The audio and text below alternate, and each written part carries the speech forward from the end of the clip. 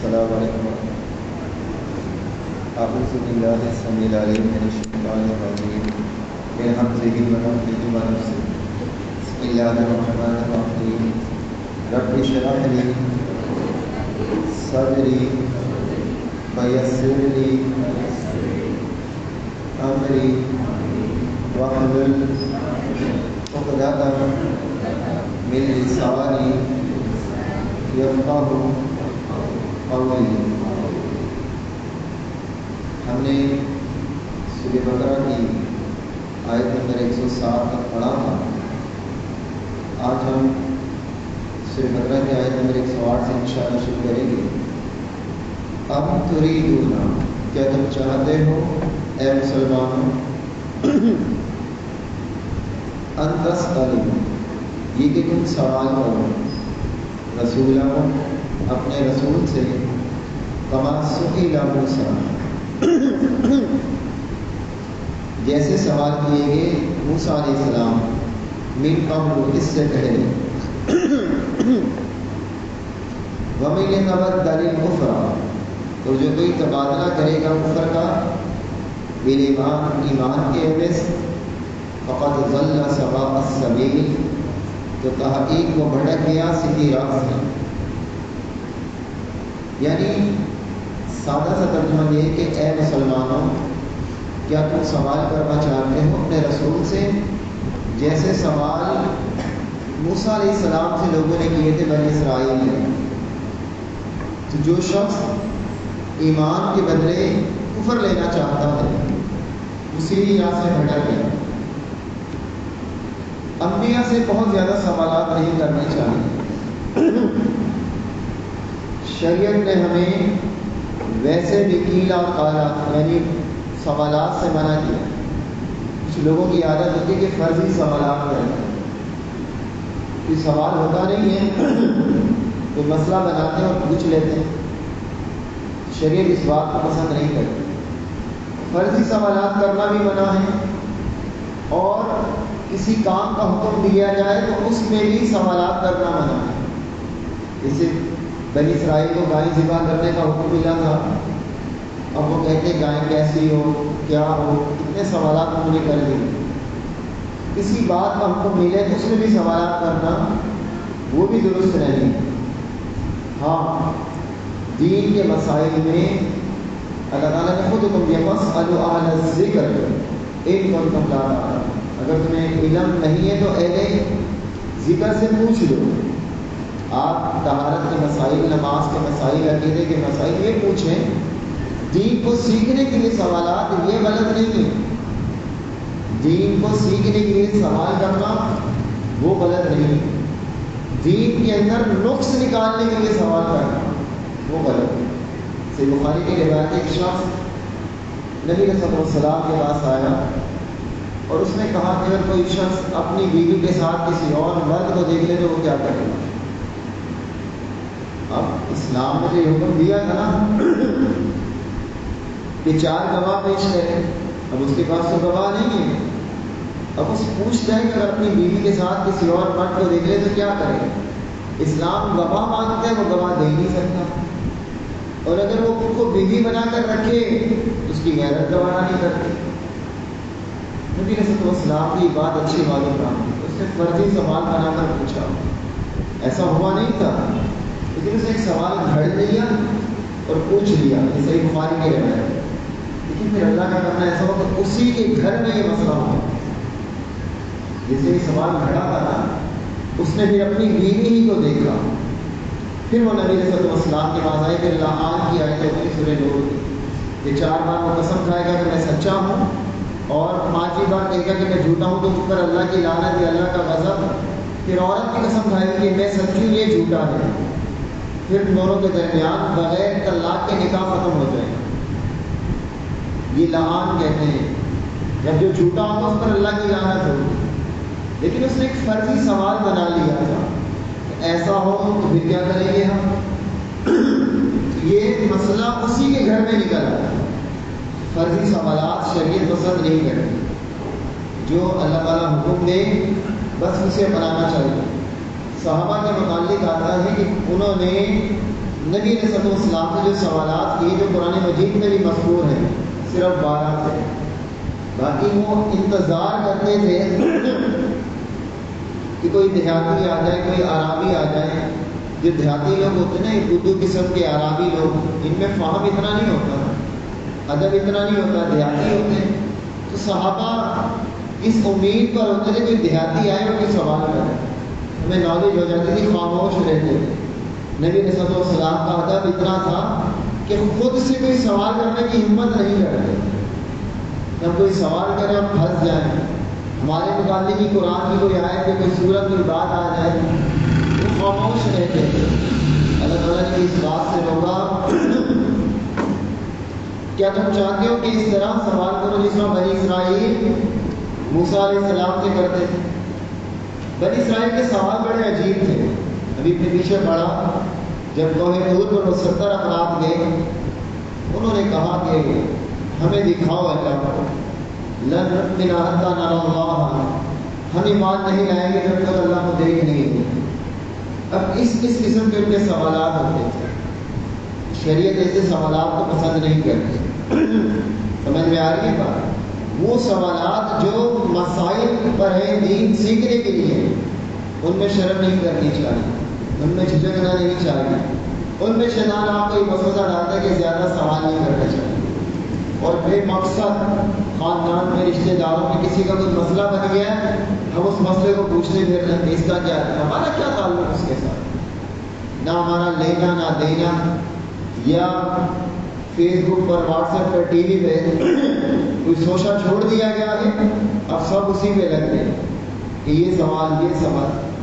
اسلام بے مقصد سوالات کو پسند نہیں کرتا. ہاں کسی کے ساتھ کوئی معاملہ ہو جائے اس متعلق رہنمائی حاصل کرے علم سے، دلیل کے ساتھ، لیکن فرضی قصے کہانیاں گھڑ کر سوالات نہیں بنانا چاہیے.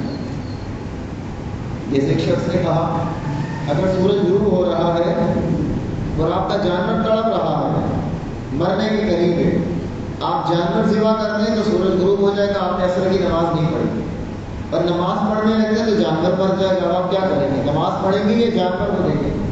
ابھی فرضی سوال ہے. اس وقت ہم نماز ہی پڑھیں گے، نماز زیادہ ضروری ہے، خاص طور پر عصر کی نماز. لیکن جب ایسے مسائل کسی کے ساتھ اچانک آ جاتے ہیں پھر وہ مسئلے نہیں پوچھتا، پھر وہ کر گزرتا ہے، کرنے کے بعد پوچھتے کہ میں نے ٹھیک کیا یا غلط کیا. بسا اوقات انسان فرضی سوالات کرتا ہے نا، اللہ تعالیٰ اسے انہی سوالات میں پھنسا دیتا ہے. وہی معاملہ جیسے صحیح بخاری کی وہ روایت ہے، اس صحابی نے پوچھا پھر انہیں کے گھر میں یہ معاملہ ہوا. وَدَّ كَثِيرٌ، چاہتے ہیں بہت سے، من اہل کتاب، اہل کتاب میں سے، لو یردوکم، وہ پھیر دیں تمہیں، من بعد ایمانکم، تمہارے ایمان لانے کے بعد. کہاں پھیر دیں؟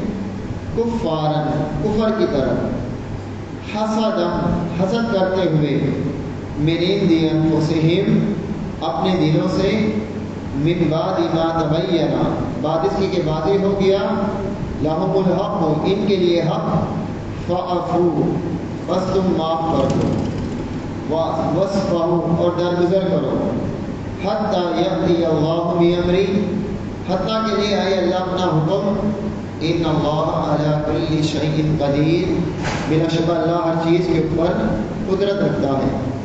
یعنی اہل کتاب یہ چاہتے ہیں کہ تمہیں کفر کی طرف پھیر دیں ایمان لانے کے بعد.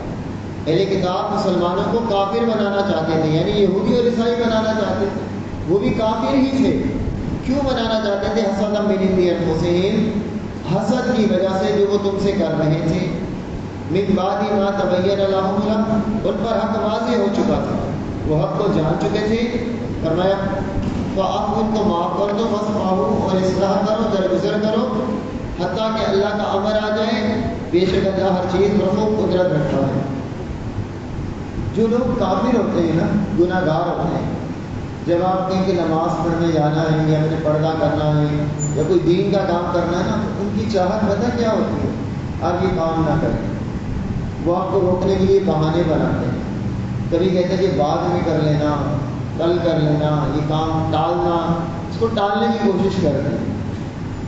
اس کی ایک وجہ تو یہ ہوتی ہے کہ اللہ تعالیٰ جو آپ کو عزت دے رہا ہوتا ہے نا، وہ اس عزت سے حسد کر رہے ہوتے ہیں، ان کے دل میں حسد آتا ہے. دیکھیں اللہ تعالیٰ اس دین کی وجہ سے عزت دیتا ہے. یہ ہم مسجد میں آ رہے ہیں، نمازیں پڑھ رہے ہیں، اللہ کے آگے جھک رہے ہیں، سب سے بڑی چیز یہ کہ اللہ تعالیٰ نے ہمیں قلبی سکون دے رکھا ہے جو بہت سارے لوگوں کے پاس نہیں ہے. پھر اللہ نے ہمیں لوگوں کے درمیان ایک عزت والا مقام بھی دیا ہے. آپ کہیں سے گزرتے ہیں، کوئی آپ کو دیکھتا ہے تو سلام کرتا ہے. ویسے جو غلط قسم کے لوگ ہوتے ہیں لوگ سلام نہیں کرتے، لیکن آپ کی شخصیت کو دیکھ کر لوگ سلام کرتے ہیں. کچھ لوگ ہمیں اس کنڈیشن میں دیکھ کر ہم سے حسد کرتے ہیں، منہ سے نہیں کہتے ہیں، وہ دل میں نہیں رکھتے ہوں گے، لیکن لاشعوری طور پر انہیں ایک حسد ہوتا ہے کہ یہ کام کر رہا ہے. وہ چاہتے کہ ہم بھی ان کی طرح بے دین بن جائیں، ہم ان کی طرح بگڑے میں بن جائیں.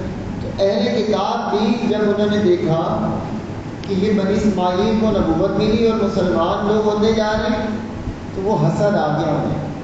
حسد کا سادہ سا مفہوم یہ ہوتا ہے کہ کسی کے پاس کوئی نعمت دیکھیں، وہ یہ آرزو کرنا کہ اسے یہ نعمت چھن جائے. کل ذی نعمت محسود، حدیث میں آتا ہے کہ ہر نعمت والے سے حسد کیا جاتا ہے. اللہ تعالیٰ آپ کو کوئی بھی نعمت دے دے نا تو دوسرا حسد کرتا ہے. تو ایمان سے بڑی تو کوئی نعمت ہی نہیں. ایمان سے حسد کون کرتے ہیں؟ کافر. جو جانتے ہیں نا وہ حسد کرتے ہیں کہ ان سے ایمان چھین لے کہ کافر بن جائے. اللہ فرماتا ہے من بعد ما تبین لهم الحق، حالانکہ ان پر حق واضح ہو گیا، انہوں نے جان لیا تھا کہ حق ان کے پاس ہے، یہ صحیح چیز ہے. یہ ایسے ہی کہ آپ محنت کریں اور دن رات پڑھتے رہیں، پڑھائی کریں اور آپ شہر میں کراچی میں ٹاپ کر لیں. اب دوسرے کو پتا ہے کہ آپ نے محنت کر کر ٹاپ کیا ہے، لیکن پھر بھی وہ آرزو رکھیں کہ آپ فیل آ جاتے ہیں. جانتے بوجھتے وہ آرزو رکھ رہا ہے نا، حالانکہ اس بات کو جانتا ہے کہ آپ نے بہت محنت کی ہے. یہاں اہل کتاب یہودی اور عیسائی جانتے تھے کہ یہ اللہ کا کلام ہے. اللہ تعالیٰ نے یختص برحمتہ من یشاء، اپنی رحمت کے ساتھ انہیں چن لیا ہے، لیکن چاہتے تھے کہ یہ اسلام سے پھر جائیں. اسلام نے ہماری کیا تربیت دی؟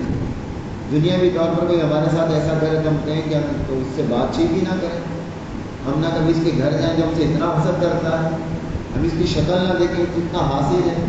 ہمیں دین نے کہا کہ فاعفو، اس کو معاف کرو، اسے معاف کرو.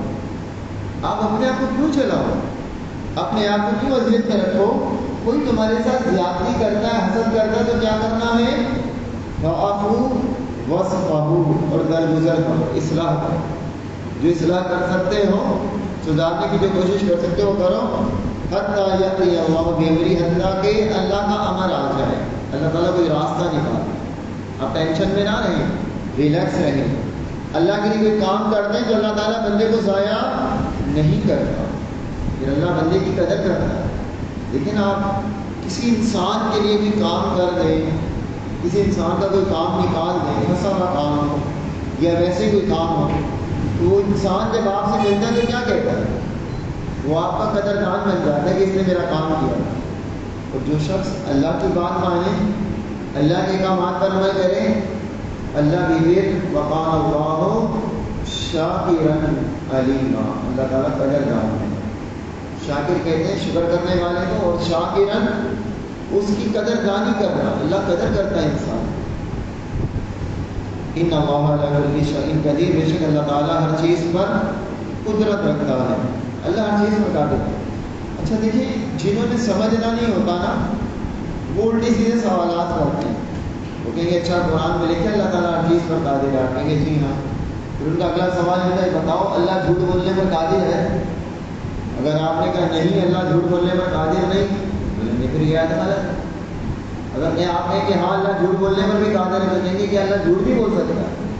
وہ دونوں طرف سے آپ کو گھیرنے کی کوشش کرتے ہیں. ایسے سوالوں کا جواب کیا ہے؟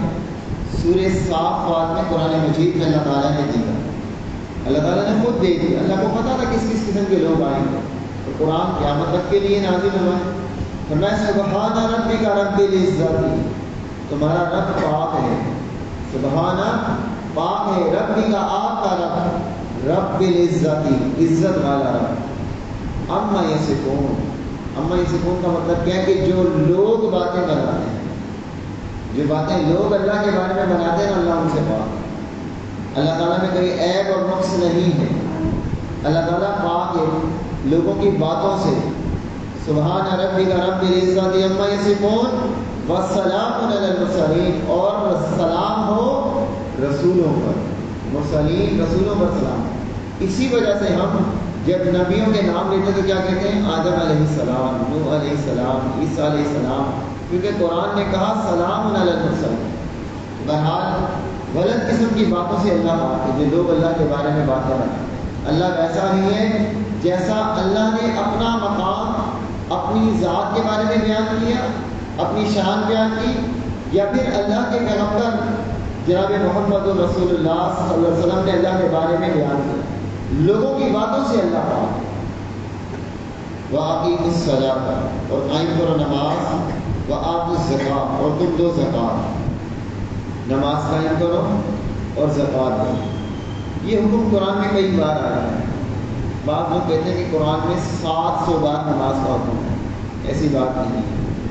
ہمارے مشہور یہی ہے کہ قرآن میں 700 بار نماز کا حکم ہے۔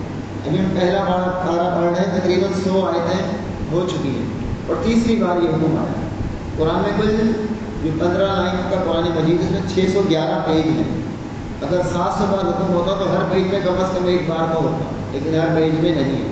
قرآن مجید میں ٹوٹل نماز کا تذکرہ 80 یا 81 بار ہے۔ وہ نمازی جیسے عیسیٰ علیہ السلام نے کہا کہ مجھے نماز کا اور زکوٰۃ کا حکم دیا گیا ہے، وہ تذکرہ بھی آ گیا۔ یہ سارے تذکرے ملائیں گے تو 80-81 بار بنتے ہیں۔ قرآن مجید میں اگر ایک حکم ایک بار ہے تو وہ بھی کافی ہے، وہ بھی کافی ہے اگر ایک حکم ایک بار ہے، لیکن بار بار دہرایا گیا، اس سے پتہ چلتا ہے کہ اس کی اہمیت کتنی۔ واقعی الصلاۃ، اور قائم کرو نماز۔ نماز کا قائم کرنا یہ ہوتا ہے کہ اسے صحیح طریقے کے مطابق قائم کرنا، اور اگر مرضی کی پڑھی جائے گی تو وہ نماز قائم نہیں ہوئی۔ وَآتُوا الزَّکَاةَ، اور تم دو زکوٰۃ، نماز قائم کرو زکوٰۃ دو۔ وَمَا تُقَدِّمُوا لِأَنفُسِکُم، اور جو کچھ تم آگے بھیجو گے اپنے نفسوں کے لیے، ہو سکتا ہے تم نے نماز نہ پڑھنی ہو، بعض خواتین مخصوص ایام میں انہوں نے نماز نہیں پڑھنی، زکوٰۃ نہیں دینی، اب نہ نماز پڑھیں گی نہ زکوٰۃ کریں گی، تو ان ایام میں کیا کریں؟ وَمَا تُقَدِّمُوا لِأَنفُسِکُم، ان کے نفس جو بھی آگے بھیجیں گے، جو بھی نیکی کا کام کریں، صدقہ اور خیرات کریں، ذکر و اذکار کریں، دعائیں کریں، اگر قرآن مجید زبانی یاد ہے تو اسے پڑھیں، جو بھی نیکی کریں گے، من خیر، کوئی بھی بھلائی کرو گے، صرف نماز اور زکوٰۃ ہی نہیں، دین صرف نماز اور زکوٰۃ کا نام نہیں ہے۔ ہمارے ساتھ معاملہ ہی یوں بگڑا ہے، ہم نے سمجھا کہ دین صرف نماز اور زکوٰۃ کا نام ہے، ہمارا ذاتی کردار بگڑا ہوا ہے۔ بہت سارے لوگ آپ کو ایسے ملیں گے جو نمازی ہیں اور زکوٰۃ کی پابندی سے دیتے ہیں، لیکن اخلاق میں زیرو ہیں، کردار میں زیرو ہیں، معاملات میں زیرو ہیں، وعدہ خلاف وعدے کے اندر زیرو ہیں، عہد میں زیرو ہیں۔ آپ ان سے قرض لے لیں وہ وقت پر واپس نہیں کریں، وہ قرض لینے وقت پر واپس نہیں کریں گے، بات چیت میں جھوٹ بولیں گے، اخلاق انتہائی گھٹیا ہوگا۔ اسلام یہ نہیں ہے، اسلام آپ کی شخصیت اور کردار کو بھی دیکھتا ہے، صرف آپ سننے کی نماز پڑھنی اور زکوٰۃ دے دینی نہیں۔ وما تقدموا لانفسکم من خیر تجدوہ عند اللہ، جو بھی بھلائی کرو گے اسے اللہ کے پاس پاؤ گے۔ بھلائی کم سے کم پتہ کیا ہے بھلائی؟ کم سے کم بھلائی ہے نبی علیہ السلام نے کہا کہ اپنے بھائی سے ملاقات کے وقت چہرے پر مسکراہٹ لے آنا، چہرے پر مسکراہٹ لے آنا یہ بھی نیکی ہے، اور یہ ایسی نیکی ہے کہ آپ سے کوئی ملا، آپ نے صرف چہرے پر مسکراہٹ لائے، صرف چہرہ کھلکھلایا آپ کا، وہ شخص خوش ہو جائے گا سامنے والا، بولے گا میں پتہ نہیں کتنا اچھا ہوں کہ میرے ساتھ ہی ایسے ملا۔ اور اگر آپ اس سے ملیں اور آپ کا چہرہ کسی اور طرف اور چہرے پر سلبٹیں پڑ رہی ہوں، وہ پریشان بھی ہوگا، پتہ نہیں کون سی کو میری بات بری لگے گی۔ تو ما تقدموا لانفسکم من خیر تجدوہ عند اللہ، کوئی بھی بھلائی جو تم آگے بھیجتے ہو اسے اللہ کے پاس پاؤ۔ صرف معاملات حقوق اللہ تک نہیں ہے، حقوق العباد بھی ہمارا بہترین ہونا چاہیے. ان اللہ بما تعملون بصیر، بے شک اللہ تعالیٰ جو تم عمل کرتے ہو خوب دیکھنے والا ہے. اب تمہارے اعمال من خیر تجدہ عند اللہ، اللہ کے پاس پاؤ گے. جو تم کر رہے ہو اللہ تعالیٰ اسے دیکھ رہا. تو مجھے ایک بات بتائیں، میں اپنے لیے بھی رکھتا ہوں یہ بات. ہم یہاں بیٹھے ہوئے ہیں، ہم یہاں بیٹھے ایک مجلس میں، اور ہمارے ملک کا بادشاہ ہے، اس کا کوئی آدمی، خاص آدمی یہاں بیٹھا ہوا ہے ہمارے پاس، ہماری اس محفل میں. ہم جو بات کرتے ہیں، کوئی بات میں کرتا ہوں یا آپ کرتے ہیں، وہ آدمی اٹھتا ہے اور بادشاہ کے پاس جاتا ہے اور کہتا ہے کہ ہم مال میں یہ بات نہیں تھی یا فلانے نے یہ بات نہیں تھی. تو میں محتاط ہو کر بات کروں گا نا، یہ میری باتیں بادشاہ تک پہنچائے گا. میں ہوشیار ہو کر بات کروں تو ایسا لفظ نہیں کہوں گا، کوئی ایسی جملہ نہیں کہوں گا کہ میری بات بادشاہ تک پہنچ جائے گی. کرامن کاتبین یعلمون ما تفعلون، ہمارے ساتھ نا فرشتے ہوتے ہیں. ہم جو کچھ کر رہے ہوتے ہیں نا وہ سن رہے ہوتے ہیں، پھر اسے لکھ بھی رہے ہوتے ہیں. پھر جب چینج ہوتے ہیں نا، تبدیل ہوتے ہیں، دن میں 2 بار ہوتے ہیں، 24 گھنٹے میں 2 بار. ہاسپٹل والے بھی چادر ایک بار بدلتے ہیں، فرشتے 2 بار تبدیل ہوتے ہیں، فجر میں اور عصر میں. جب عصر میں جاتے ہیں نا واپس، حالانکہ اللہ جانتا ہے، وہ بتاتے ہیں اللہ کو بندہ یہ کہہ رہا، بندہ یہ بات بول رہا، بندہ یہ کام کر رہا. اب سوچیں کہ فرشتے جب اللہ کو جا کر بتاتے ہوں گے میرے بارے میں، حالانکہ اللہ کو پتہ ہے، لیکن اس بادشاہ کی مثال سے اپنے آپ کو ذرا رکھ کر سوچیں کہ جب اللہ کو بتاتے ہوں گے کہ یہ بندہ یہ کام کر رہا تھا، پھر ہماری وہاں کیا حیثیت رہ گئی ہوگی. بادشاہ کے دربار میں اگر کوئی بادشاہ کے خلاف بات ہو رہی ہو اور بندہ جا کے بتا دے کہ فلاں بندہ تمہارے خلاف یہ بات کر رہا تھا، اور ہم اللہ کے دین کے خلاف دن رات لگے رہے، فرشتہ جا کے روزانہ ہماری شکایت کر رہا ہو، انسان کی حالت کیا ہوگی. اللہ بما تعملون بصیر، اللہ تعالیٰ ہمیں دیکھ رہا، اللہ تعالیٰ ہمارے اعمال سے باخبر ہے. ہمیں احتیاط برتنی چاہیے کہ ہم کوئی لفظ ایسا نہ نکالے جس سے اللہ ناراض ہو. جیسے بادشاہ کے وزراء کے سامنے میں احتیاط برت رہے ہیں نا کہ ہماری بات اچھی پہنچے وہاں پر، ہمارے متعلق اچھا گمان وہاں ہو. اور اسی طرح اگر بندہ اللہ کے حوالے سے مخلص ہوتا ہے، حدیث میں آتا ہے کہ بندہ جا رہا ہے اپنے بھائی سے ملاقات کے لیے، صحیح مسلم کی روایت ہے، فرشتہ راستے میں آتا اور پوچھتا ہے کہاں جا رہا ہے، اور اس بھائی سے ملنے جا رہا. پوچھا کیوں؟ اللہ کے لیے محبت ہے. کہا کوئی اور وجہ؟ کہا نہیں کوئی اور وجہ نہیں، بس اللہ کے لیے اس سے محبت ہے. فرشتہ اللہ کو جا کر بتاتا ہے، حالانکہ اللہ کو پتا ہوتا ہے. بری باتیں نہیں بتاتا ہے نا بندے کی، گناہ والی باتیں، یہ بات بھی فرشتہ بتاتا ہے کہ اللہ بندہ فلاں سے ملنے جا رہا ہے تیری وجہ سے. یہ صحیح مسلم کی حدیث ہے. نبی رسول اللہ السلام فرماتے ہیں کہ اللہ تعالیٰ جبرائیل کو بلاتے ہیں اور کہتے ہیں عرش تو اس بندے کا تذکرہ اللہ کرتا ہے کہ فلاں بندے سے محبت کرو، فلاں بندے سے محبت کرو. جبرائیل علیہ السلام 7 آسمانوں کے فرشتے سے کہتا ہے کہ فلاں بندے سے محبت کرو. اللہ تعالیٰ ہمارے اچھے اعمال بھی دیکھ رہا ہے، اللہ کے پاس فرشتے ہمارے اچھے اعمال کے لیے جا رہے ہیں، اور اللہ کے پاس فرشتے ہمارے برے اعمال کے لیے جا رہے ہیں. اللہ ہمارے برے اعمال بھی دیکھ رہا ہے، اللہ خود دیکھ رہا ہے، لیکن اللہ نے فرشتے مقرر کر دیے. اب آپ آج کے دور میں تو میڈیکل سائنس نے ان چیزوں کو ماننا اور آسان کر دیا. آپ کسی کمرے میں ہو، کیمرہ لگا ہوا ہو، اب مالک آفس میں بیٹھا ہوا آپ کو کیمرے سے دیکھ رہا ہے، اور جو آپ کے اوپر سپروائزر ہے وہ رات کو جا کر آپ کی شکایت بھی کرتا ہے کہ اس نے یہ کام کیا، مالک کا کام میں نے دیکھا تھا. آپ کے پاس انکار کی گنجائش ہی نہیں ہوتی. اللہ بھی دیکھ رہا ہے اور فرشتے جا کر اللہ سے شکایت بھی کرتے. ہر وقت انسان کو اس طرح رہنا چاہیے کہ بس اس کے ذہن میں یہ ہو اللہ مجھے دیکھ رہا ہے. وقالوا، اور انہوں نے کہا، کنہوں نے؟ یہودیوں نے اور عیسائیوں نے، بنی اسرائیل. انہی کی بات چل رہی ہے، بیچ میں تنبیہ کہیں کہیں کی جاتی ہے، ہمیں بھی سمجھایا جاتا ہے. بات ابھی تک انہی کی چل رہی ہے. کیا کہتے ہیں؟ لن يدخل الجنة، ہرگز داخل نہیں ہوں گے جنت میں، الا من كان يهودا، مگر وہ جو ہوں گے یہودی، او نصارا یا عیسائی. تلک امانیہم، یہ ان کی خواہشیں ہیں. کل کہہ دیجئے ہاتھ برہانکم، تم دلیل لاؤ اپنی، ان کو تم صادقین اگر ہو تم سچے. وہ کہتے تھے کہ یہودیوں اور عیسائیوں کے سوا کوئی جنت میں داخل نہیں ہوگا. اللہ نے فرمایا کہ ان کا گمان ہے، یہ ان کی خواہش ہے، اگر سچے ہیں تو دلیل پیش کریں. آج ہمارا حال بھی ہے، مسلمانوں کے جتنے فرقے ہیں نا سب یہی سمجھتے ہیں کہ ہم جنت میں جائیں گے، باقی سب جہنم میں جائیں گے. سب اپنے آپ کو جنتی سمجھتے اور دوسرے کو جہنمی سمجھتے.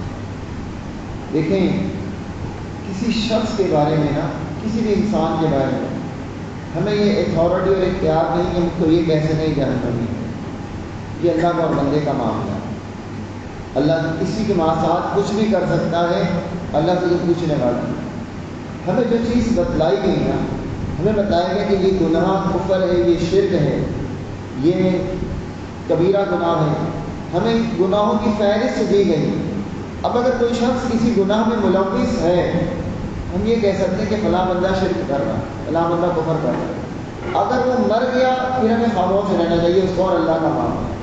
حدیث میں آتا ہے مردوں کو برا نہ کرو، وہ اپنے انجام کو پہنچ گئے. ہم اپنے بارے میں یہ سمجھتے کہ بس ہم جنت میں جائیں گے، باقی سارے جہنم میں جائیں گے. دوسروں کے بارے میں زبان نہیں کھولنی چاہیے. اور ہم یہود و نصارہ کے طریقے پر چلتے ہیں، وہ بھی گمان کرتے تھے کہ ہم جنت میں جائیں گے. اللہ نے فرمایا دل کا امان ہے، یہ ان کی خواہشیں، ہماری خواہشیں ہیں نا. ہمیں بتلا دیا ہے کہ آپ آخری امت ہو، بہترین امت ہو، جو کچھ مرضی کر لو آپ جنتی ہو. نبی علیہ السلام آپ کو بخشوا لیں، آپ کی سفارش کروا. نبی صلی اللہ علیہ وسلم نے دین پہنچا دیا اور شفاعت کریں گے، یہ ثابت ہے، احادیث سے ثابت ہے. اور 2 دفعہ کریں گے شفاعت. ایک شفاعت کبریٰ ہوگی، اسے شفاعت کبریٰ کہا جاتا ہے. وہ شفاعت پوری انسانیت کی ہوگی. آدم علیہ السلام سے لے کر محمد الرسول اللہ تک پیدا ہونے والے جتنے بھی لوگ آئیں گے آپ کی امت تک، سب لوگوں کی شفاعت ہوگی. وہ شفاعت پتہ کیا ہوگی؟ حساب و کتاب شروع ہوگی. یہ شفاعت آپ نے حدیث سنی ہوگی کہ لوگ آدم علیہ السلام کے پاس جائیں گے، ابراہیم علیہ السلام کے پاس جائیں گے، نوح علیہ السلام کے پاس جائیں گے، سب منع کر دیں گے، کوئی اللہ سے کلام نہیں کرے گا. یہ کیوں جائیں گے؟ کہ سفارش کریں، اللہ حساب و کتاب شروع کرے. نبی علیہ السلام کے پاس آئیں گے تو آپ سجدے میں گر جائیں گے، اللہ فرمائے گا سر اٹھائیں، آپ کی بات قبول کی جائے گی، تو پھر آپ شفاعت کریں گے، اللہ حساب و کتاب شروع کرے گا. اسے شفاعت کبریٰ کہا جاتا ہے. یہ پوری انسانیت کی ہوگی، ساری انسانیت. پھر دوسری شفاعت آپ کے امت کے حوالے سے ہوگی. آپ کہ جو گناہ گار لوگ ہیں، ابو ہریرہ نے پوچھا تھا کہ آپ کس کی شفاعت کریں؟ فرمایا جس نے خالصتاً لا الہ الا اللہ کہا، یعنی کہ جس کی توحید خالص ہے، جس کے عقیدے میں شرک نہیں ہوگا، آپ اس کی بھی شفاعت کریں. لیکن اس کی کریں گے جس کے لیے اللہ آپ کو اجازت دے گا کہ اس کی شفاعت کریں. لیکن ہمیں عقیدہ کیا دیا گیا؟ ہمیں بتایا گیا نبی صلی اللہ علیہ وسلم نے اپنی بیٹی فاطمہ رضی اللہ تعالیٰ عنہ سے کہا تھا کہ لا اغنی عنک من اللہ شیئا، اے فاطمہ میں اللہ کے دربار میں تمہارے کام نہیں آتا. وہاں بچاؤ کا سبب کیا ہوگا؟ انسان کے اعمال، انسان کا کردار، خواہشات نہیں. ان کا امانیہم، اللہ نے فرمایا ان کی خواہشیں ہیں. اب بتائیں ہم تو یہ کہتے ہیں کہ ہم جنتی ہیں، یہ کیا ہے؟ یہ صرف ہماری خواہش تو ہے. کوئی دلیل ہے ہمارے پاس؟ اچھا اگر ہم اپنے آپ کو جنتی سمجھ کر مرنے کے لیے تیار ہیں؟ نہیں. ہمارا گمان صرف خواہش ہے کہ ہم جنتی ہیں. یہ ایسے ہی کہ کوئی شخص اس نے امتحان کی تیاری بالکل نہیں کی اور وہ کہتا ہے کہ میں فرسٹ آؤں گا، جب رزلٹ آتا ہے وہ فیل آتا ہے. اس کا میری خواہش ہوتی ہے میں فرسٹ آؤں لیکن میں آ نہیں سکا. اس کی خواہش صحیح تھی یا غلط تھی؟ غلط تھی نا. اس نے محنت ہی نہیں کی، کوشش ہی نہیں کی. ہمارا حال بھی ایسا ہے. ہم نے خواہشیں جنت کی رکھی ہیں، کردار جنت والا نہیں. وَسَارِعُوا إِلَىٰ مَغْفِرَةٍ مِّن رَّبِّكُمْ وَجَنَّةٍ، دوڑو لپو جلدی کرو اللہ کی مغفرت اور جنت کی طرف. اگر جنت کی خواہش اور آرزو ہے تو اس کے ایسے اعمال بھی ہونے چاہیے. اور تم یہ دعویٰ کر رہے ہو ہاتھ برہانکم ان کنتم صادقین، کوئی دلیل ہے تو پیش کرو کہ اللہ نے تم سے کوئی ایگریمنٹ لیا ہو، کوئی وعدہ لیا ہو کہ تم جنت میں جاؤ گے، تمہارے سوا کوئی جنت میں نہیں جائے گا. ایسی کوئی بات نہیں. فرمایا بلا کیوں نہیں، من اسلم جس نے جھکا دیا وجہہ اپنا چہرہ للہ اللہ کے لیے، وہ محسن اور وہ نیکی کرنے والا ہو، فلاح تو اس کے لیے ہے اجرہ اس کا اجر عند ربہ اس کے رب کے ہاں، ولا خوف علیہم اور نہ کوئی خوف ہوگا علیہم ان پر، ولا هم یحزنون اور نہ وہ غمگین ہی ہوں گے۔ اب یہود و نصارہ کا گمان تھا کہ ہم جنت میں جائیں گے۔ اللہ نے فرمایا کہ جس نے اپنے آپ کو اللہ کے لیے جھکا دیا، اللہ کے لیے جھکا دیا، بلا من اسلم وجہہ جو اللہ کا مطیع ہو گیا۔ اللہ تعالیٰ نے ابراہیم علیہ السلام سے کہا تھا، ابھی ہم آگے پڑھیں گے اسی بارے میں انشاءاللہ، کہ ابراہیم علیہ السلام اسلم اسلام لے آؤ، اللہ کے فرما بردار بن جاؤ۔ قال اسلمت لرب العالمین، ابراہیم علیہ السلام نے کہا میں اللہ کا فرما بردار ہوں۔ یہاں اللہ کا فرما بردار ہونا، اللہ کے لیے جھک جانا، چہرہ بسا اوقات نا ایک جز مراد، جز بول کر پورا کل مراد لیا جاتا ہے، جس ہم کہتے ہیں نا الحمد کے بغیر نماز نہیں ہوتی، اس کا مطلب یہ کہ صرف الحمد پڑھ لیں یا پوری الحمدللہ رب العالمین پوری سورہ فاتحہ پڑھیں، الحمد جز بولا جاتا ہے۔ اسی طرح بے کہتا ہے اپنا چہرہ تو ٹھیک کرو، مطلب صرف چہرہ ٹھیک کرو، باقی لباس ہاتھ پیر سب گندے رکھو، اپنے آپ کو پورا، اپنے کردار کو پورا ٹھیک کرو۔ بلا من اسلم وجہہ للہ جو اللہ کے لیے جھک جائے، پورا کا پورا اللہ کا فرما بردار بن جائے۔ جب چہرہ اللہ کا فرما بردار ہوگا تو باقی سارے اعضاء چہرے کے ماتحت ہوتے ہیں، باقی سارے اعضاء چہرے کے ماتحت۔ اگر چہرے پر خوشی اور طمانینت ہوتی ہے نا تو باقی جسم کے اعضاء سے بھی محسوس ہوتی ہے، چہرے پر افسردگی ہوتی ہے تو باقی اعضاء سے بھی محسوس ہوتی ہے۔ تو جو شخص اللہ کا فرما بردار بن جائے وہ محسن اور وہ محسن بھی ہو۔ محسن کسے کہتے ہیں؟ احسان کرنے والے، نیکی کرنے والے، اور نیکی بہترین انداز میں کرنے والے کو محسن کہتے ہیں۔ نیکی ایک ہوتا ہے کہ نیکی کر کے جان چھڑا دینا، جیسے ہم کرتے ہیں، ہم نے نماز پڑھی، ہم دیکھتے ہیں کہ بس پڑھنا بھاری ہو رہا ہے، وقت بھی کم ہو رہا ہے، جلدی جلدی پڑھی۔ احسان کیا ہے؟ جبرائیل علیہ السلام نے پوچھا تھا نبی علیہ السلام سے، صحیح بخاری صحیح مسلم کی روایت ہے، تو آپ نے فرمایا کہ اللہ کی عبادت اس طرح سے کرنا کہ اللہ تمہیں دیکھ رہے، تم اللہ کو دیکھ رہے ہو۔ اللہ کی عبادت اس طرح سے کرنا کہ تم اللہ کو دیکھ رہے ہو، یہ ہے احسان۔ اور اگر یہ کیفیت پیدا نہیں ہوتی تو کم از کم ایسی حالت ہو کہ اللہ ہمیں دیکھ رہا ہے، یہ احسان ہے۔ اس طرح سے عبادت کرنے والا محسن ہے۔ اب بتائیں اگر ہم یہاں نماز کے لیے کھڑے ہو جائیں اور ہمیں یہ احساس ہو کہ ہم اللہ کو دیکھ رہے ہیں، ہماری نماز کی کیفیت کیا ہوگی؟ جیسے ہم کسی کمپنی میں کام کر رہے ہیں، ہم سلائی کر رہے ہیں، کوئی پرزہ بنا رہے ہیں، کوئی پارٹس بنا رہے ہیں، اور ہم نے دیکھا کہ سیٹ آ کر کھڑا ہو گیا، مالک ہمارے سر پر کھڑا ہو گیا ہے۔ جب مالک سر پر کھڑا ہو ہم کام کر رہے ہیں، پھر اس وقت کال آ رہی ہوگی نا، موبائل وائبریشن بھی کرنا ہوتا، ہم نہیں نکالتے کہ مالک کھڑا ہے۔ کوئی شخص کسی سے کوئی بات نہیں کرتے، پوری توجہ، پوری نگاہ، پوری اپنی کیفیت اس کام پر مرکوز رکھنے کہ مالک کو ہم نے دیکھا ہے، ہم نے دیکھا ہے نا کہ مالک دیکھ رہا ہے، یہ کیفیت ہوتی ہے نا ہماری۔ اب اگر عبادت میں یہ کیفیت پیدا ہو جائے کہ ہم اللہ کو دیکھ رہے ہیں، کیا لذت آئے گی اس میں؟ دیکھا نا، سنتے تھے کہ صحابہ قرآن کے ساتھ رات گزار دیتے تھے، جیسے ہم موبائل کے ساتھ گزار دیتے ہیں۔ ہمارا تعلق ہے نا کہ موبائل کے ساتھ، وہ قرآن کے ساتھ ان کا تعلق تھا، وہ رات گزار دیتے تھے۔ اچھا اگر یہ کیفیت نہ ہو، مالک سر پہ نہیں ہے، ہمیں پتا ہے کہ اپنے آفس میں بیٹھا ہوا کیمرہ لگا ہمیں دیکھ رہا ہے، پھر بھی ہم کچھ نہ کچھ بہتری والے معاملات کر رہے ہیں۔ کوئی ہمارے پاس آنے میں بولتے ہیں پیچھے ہٹ جا، کیمرہ لگا سیٹ دیکھ رہا ہے، ہم سے ہٹا دیں۔ یہ کیفیت ہماری کیوں کہ وہ ہمیں دیکھ رہا ہے۔ جب عبادت میں یہ کیفیت ہو جائے کہ ہمارا مالک وہ ہم کو دیکھ رہا ہے، اور اس سے بھی بڑھ کر اگر ہم اسے دیکھ رہے ہیں، اس کیفیت میں عبادت کریں تو یہ ایسا، یہ لوگ ہیں محسن، اسے کہتے ہیں محسن۔ محسن کون ہوتا ہے؟ جو اس طرح سے عبادت کرتا ہے۔ پھر فلاح و اجر عند ربہ، پھر اس کا اجر اللہ کے نزدیک ہے، اور اجر کیا ہے؟ بلا خوف علیہم وَلَهُمْ يَحْزَنُونَ، اس پر نہ کوئی خوف ہوگا اور نہ وہ غمگین ہوگا، نہ پریشان ہوگا۔ قیامت والے دن کوئی خوف نہیں ہوگا، نہ اسے کوئی غم ہوگا۔ یہ دونوں چیزیں دنیا میں ہیں۔ ابھی آپ کو خوف ہوتا ہے، پتہ نہیں میرے ساتھ کیا ہوگا، میرا کاروبار چلے گا نہیں چلے گا، اب میں وہاں رشتہ کر رہا ہوں، پتہ نہیں میری بیٹی ٹھیک رہے گی نہیں رہے گی، وہ گھر لے رہا ہوں، وہ دکان لے رہا ہوں، پتہ نہیں چلے گی نہیں چلے گی۔ خوف ہوتا ہے نا، ہمیں کچھ نہ کچھ خوف مسلط رہتا ہے اندر، اور غم بھی رہتا ہے۔ غم، بچہ بیمار ہو جائے ہم غمگین ہو جاتے ہیں، کچھ نقصان ہو جائے ہم غمگین ہو جاتے ہیں۔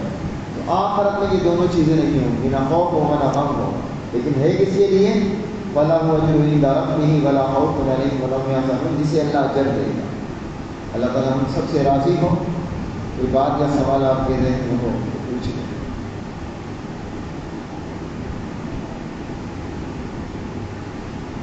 دعا پڑھیں۔ سبحانک اللہم وبحمدک، اشہد ان لا الہ الا انت، استغفرک واتوب الیک۔